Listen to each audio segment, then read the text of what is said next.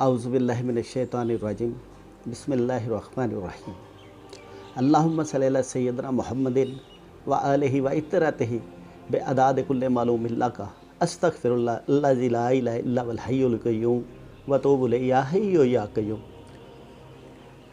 नाज़रीन, आज का मेरा मौजू है बवासीर, पाइल्स, हेमोराइड्स। इस मर्ज़ में मकद के अंदर और बैरूनी दीवार के साथ मसें पैदा हो जाते हैं। जो किनारों पे मसें पैदा होते हैं, इनसे खून रिश्ता रहता है। इन मसों में शदीद दर्द, जलन और ख़ारिश होती है। खून कभी कतरा कतरा और कभी बहुत ज़्यादा मिकदार में आता है। मरीज़ डर के मारे रफ़ाए हाजत के लिए नहीं जाता, स्टूल पास नहीं करता, जिससे उसको कॉन्स्टिपेशन, कब्ज़ का आर्ज़ा लाहक हो जाता है। बाज़ दफ़ा अंदरूनी मसे मकद के अंदर से बाहर निकल आते हैं, जो सख्त तकलीफ़ का बायस बनते हैं। यह मर्ज़ मरूसी भी होता है।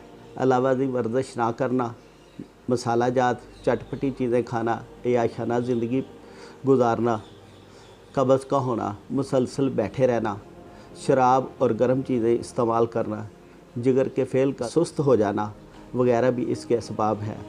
ख़वातीन को ड्यूरिंग प्रेगनेंसी यह मर्ज़ लाक हो जाता है।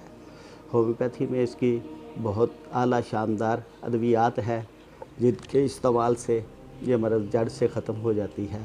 अगर ख़वातीन को प्रेगनेंसी में हो तो कॉलनसोनिया, एस्कुलस हिप है, आर्जेंटम नाइट्रेट है और बहुत सारी मेडिसन है, जिनको अभी आपकी स्क्रीन पे उनकी तफसील आ जाती है, तो वो आप उस पर अमल करें। इसके लिए रूहानी इलाज भी मौजूद है।